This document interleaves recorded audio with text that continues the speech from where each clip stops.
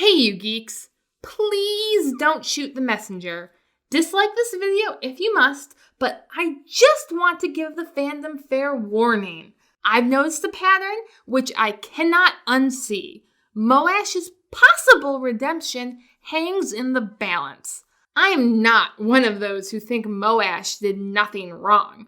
The mere thought of him getting a happy ending makes me sick. Look out, she's gonna hurl! If he did nothing wrong, then he would not need redemption. The good news is that the pattern I've noticed calls for a good deal of suffering. 9 tiers to be precise. Not hell, as many prescribe, but its upstairs neighbor, Purgatory.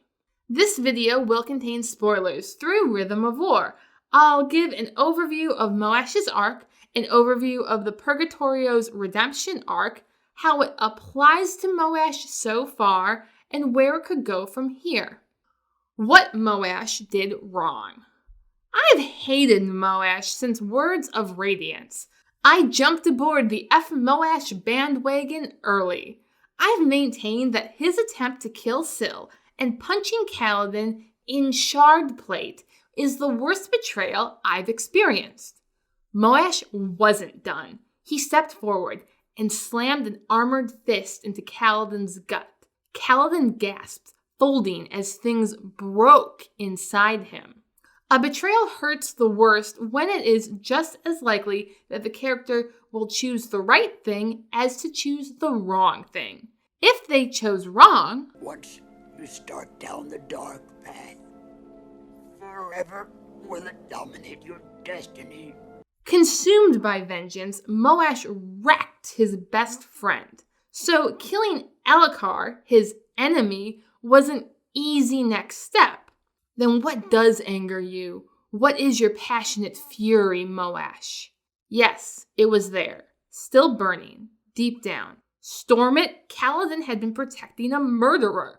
Vengeance, he whispered. And killing Teft was unfortunately foreseeable. I'm not here for Kaladin, Teft, Moash said softly, and I'm not here for your surrender. I'm still angry about it. And pushing Kaladin into suicide? There is no fight to be won. We lost the moment we were born into this cursed life of suffering. The sole victory left to us is to choose to end it. I would say that's unforgivable. Baby, now we got bad blood! Or is it wise blood? Flannery O'Connor knew the spiritual cure for talk like that. Where you thought you were going to, weren't never there. And where you are, ain't no good unless you can get away from it. Was to be blinded by acid, shoes filled with rocks and wrapped in barbed wire. Aluminum wire. Like Hazelmott's, Moash ain't dead yet. He still has free will. Nothing is final until you're dead. And even then, I'm sure God negotiates. That's the rub. Now Moash is blind, and I can read the writing on the wall. More than mere archetype. Dante's Purgatory tells of the dead joyfully suffering as they climb the 9-tiered Mount Purgatory on their way to heaven. 7 named tiers are devoted to the 7 deadly sins, while the first and last are the entrance and exit.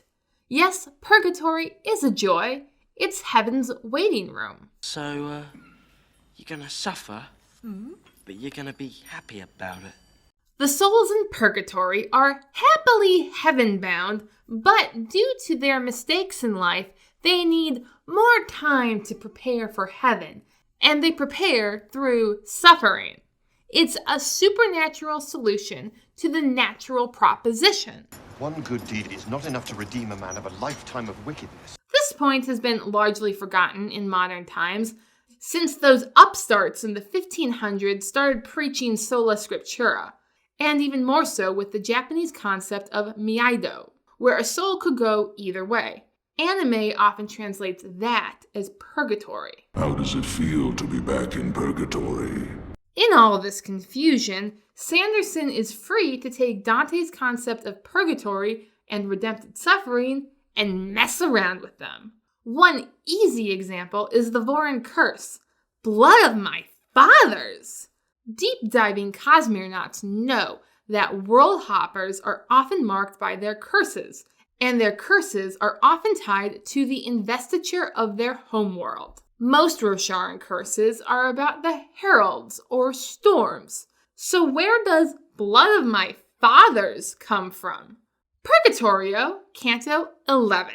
The ancient blood and splendid deeds of my forefathers made me so presumptuous. A very light-eyed thing to say. Fittingly, this is said by the son of a nobleman carrying a very large rock for his pride. A very Rosharan thing to do. If that's too thin, both the Purgatorio and Rhythm of War feature the healing of forehead scars to show spiritual development. Upon my forehead, he traced 7 P's with his sword's point and said, "When you have entered within, take care to wash away these wounds." If that's a common trope, I've missed it. Apparently Dante got the idea from Ezekiel when the inhabitants of Jerusalem, who regretted their city's abominations, bore a mark of shame upon their foreheads. There is also a tie-in to the Inferno I've already found. Finally, the fact is that from the west, Urithiru looks like Mount Purgatory. Arguably, one could say that it looks like Minas Tirith, but scholars often say that that city was modeled after Dante's Purgatory as well. So, at the very least, that makes the Purgatorio, the Stormlight Archives... Great. All right. Are you through? Great aunt. At that distance, one could say the same thing about Journey to the West and the Stormlight Archive, and they'd probably be right. I realize that Sando is pulling from multiple sources to form his own ideas. But my point is that the Divine Comedy is one of them. As Wit says, all stories have been told before. We tell them to ourselves, as did all men who ever were, and all men who ever will be. The only thing new are the names. I don't mind repetition. Repetition makes patterns, and patterns are predictable. The pattern. It takes 1 note to make a beat and 2 to make a rhythm. There are 2 distinct events in Rhythm of War, which I believe could mark the beginning of Moash's redemption arc. The second is brilliantly obvious for Sunday or Wednesday night school attendees. But I'll start with the first. In Moash's interlude, he pridefully carries rocks. Large stones settled on his shoulder. He hiked steadily up the path toward Kholinar. The marble was heavy, but not so heavy that he needed stormlight or supernatural help. That would defeat the purpose. For a time, he walked, happy with his status. And he thought about Kaladin. I have to be right, Vyre thought, and he has to be wrong. This is easily overlooked. It's Roshar. Carrying rocks is like a hobby, but he carries them pridefully and is subsequently humiliated by odium, as if I would give such power to a mortal. No, Vyre, you are uniquely yourself. I am unchained. And yet you think so often of Kaladin. I am mostly unchained. Now, being humiliated is very different from finding humility, largely a difference of intent, which we'll get to. Yet the similarity with the first tier of Purgatory is striking. The nobleman I mentioned earlier explained his state to Dante. I am impeded by the stone that, since it has subdued my haughty neck, compels my eyes to look below. Stooped over, looking down, the prideful find humility, and that sets them free, or rather chains them to the truth. My will for freedom was opposed by a longing to do penance, instilled by divine justice, and I just now have felt my will freed for a better threshold. It's a great paradox in the Divine Comedy that through submission the soul is freed. One may argue it's a great paradox of life. Sando evidently loves playing with this paradox.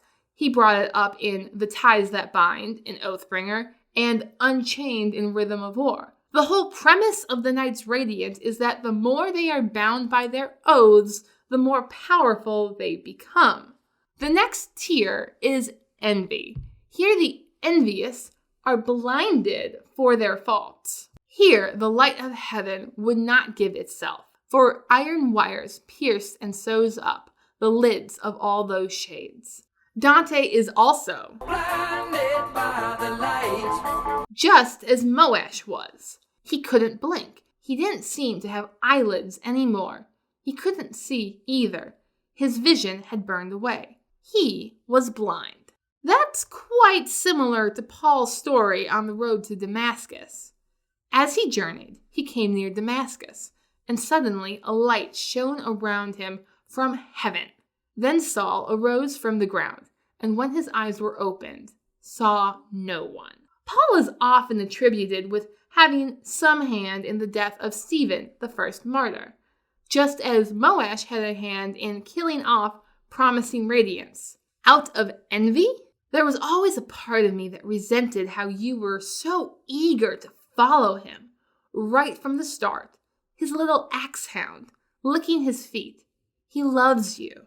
You can kill me, but you can't have what I have. You can never have it, because I die knowing I'm loved. The killing of Stephen gets a whole fresco on the third tier of Purgatory for the wrathful, whose punishment is also to be blinded, but by smoke like haze or mist. Moash's blindness is a fitting punishment in multiple ways. These two events, their symbolism and their order, seem too close to be mere archetypes. Rather, they are there by design, a very real design. Now what? Well, if my theory is correct, the Moash has 6 more tiers to climb. Highlights include ceaseless running for sloth, followed by ceaseless immobility for avarice, starvation for gluttony, and fire for lust. Fire is very good at destroying lust. You killed me. I hate losing. But there are worse ways to die than at the hands of a man like you. So he should have plenty of suffering ahead to soothe my righteous indignation. The question is, how would this come up naturally in the plot? Here is where I stretch things a little, as I tried to think of a redemption arc where light and music play an important role. And don't come back until you've redeemed yourselves. It's not like Sando would base an entire plotline on an 80s movie, or at least the same tropes of an 80s movie, for after both had seen the light, Joliet, Jake, and Paul had only one thing to do. Do you see the light? The band! Moash needs to help get the band back together. The Heralds. Okay, Paul needed to go join the Apostles, and Sando has commissioned art of the Heralds to look like prophets. I said these are the Sistine Chapel versions. In the Sistine Chapel, they have all the prophets from the Old Testament. This is not totally a stretch. Moreover, the text is already pointing that way. Moash has become quite like a herald himself. He carries Jezreel's honor blade, and he has betrayed honor. The original 9 betrayed Tanavast, while he betrayed Kaladin, the son of Tanavast. I think Moash needs to take Jezreel's place. What the 10 heralds will be doing is a topic for another video, but on the road to Braze, and of course in Braze, Moash will have ample opportunity to unite his intent to that of honors. Now that is the sticking point of this whole theory. Moash's intent. Intent is key. Up till now, Braze has been perceived as damnation, perdition, utterly without hope. We'll drive you mad! But this is demonstrably false. If the fused have free will to reject odium, and the heralds were able to reject honor, then Braze is a place for change, and is a place for hope. The purpose of purgatory for Dante is for the soul to more perfectly align their intent with that which is good. Did being humiliated by odium make Moash better? He would say so. I have become my best self, free, no more pain. But I don't think anyone is buying that bull anymore. At least not in the way Moash consciously intends. Subconscious intent, like how Eshonai spared Thud or Leshwi spared Kaladin, can be a powerful player in these books. Maybe one day, if and when Moash's subconscious is revealed, we shall see his slow climb up the mountain in full. Or he can rot in hell for all I care. Judas, Brutish, and Moash has a nice ring to it. No one can remember Dante's choice for the third biggest traitor of all time anyway. Thank you for watching. Please like, share, and subscribe if you would like to see more. Your patronage is greatly appreciated.